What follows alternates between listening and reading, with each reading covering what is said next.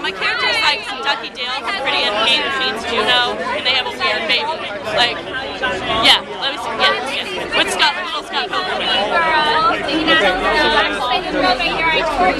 Well, I saw an ad on Craigslist, and so I was like, might as well give it a shot. You know, Craigslist is a little sketchy, but I just saw it, went for it, went in, and like lo and behold, there's Aaron Burns, who my mom had in high school. So I was just like, oh my goodness, like, all right. And then he really liked it, so I'm in the movie. I played Jeremy, who is the gay character in the film, like your typical high school kid.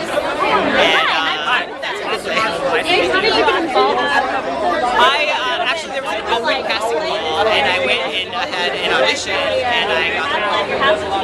Well, Stefan is just basically the quintessential nerd. He is the underdog that everyone loves, and everyone just kind of has a warm spot in their heart. That's the character that I work at Starbucks. Obviously, you're very young. I never thought that. Shout out Starbucks. Well, actually, I got involved through a film teacher at my old school. He was recommending you to Aaron, and he was like, oh, you know, I think there's somebody who'd be perfect for this role.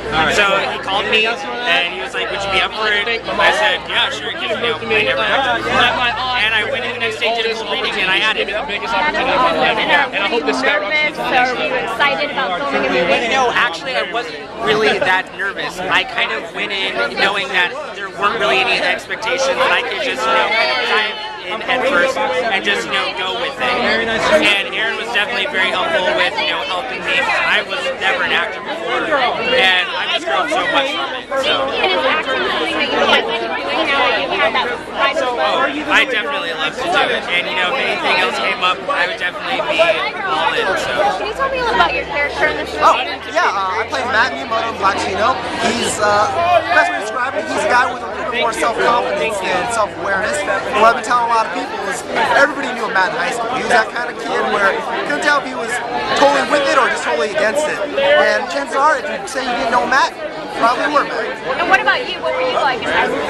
I was kind of all over the place. I went to a pretty eclectic one. I was senior class president, was a theater kid, so, you know, I was kind of all over the place. That's a good thing to be. How did you get involved in this movie? You know, really, it was just a chance encounter. I got an email randomly, and I looked it up and auditioned for it, and I found out, at first I thought it was like a student film, but I thought it was a great, awesome, big movie, and, you know, the rest is history. I was just fortunate to be part of it. Mike, here you go. Basically, Blacktino is a word that me and my friends have always used to describe my race, you know, because I'm combined, I'm of mixed race and heritage. So basically, I started writing the movie back in the end of 2008, wrote it in 2 months, and I ended up just basically. The movie turned out to be something that was a lot more fiction than reality. You know, I started off with something that was very personal, and it was a very personal story, and nobody cares. Nobody gives a crap about my personal story. Nobody cares about anybody's personal story, you know? That's why there's 500 million people on Facebook to tell their personal stories. Awesome, have fun, you know? I can read it if I choose, you know? But nobody wants to hear mine. So I started elaborating on the script and turning it into something a lot more fiction than reality. So at the end, it's about 10% reality, 90% fiction. It's a dark teen comedy. Are there any teen comedies that kind of inspired you or that you love to watch over and over again? Every one of them, because it's almost an impossible genre to mess up, you know. But films like anything John Hughes made ever, you know, including Home Alone, I'll count that in the teen angst kind of world. Yeah, whatever. But movies like Can't Hardly Wait and Rushmore and just wonderful movies like that really help push me over the edge of saying, okay, let me watch another one. All right, I can do this, you know. That's a wrap for the Blacktino premiere. You'll catch it on KTSW.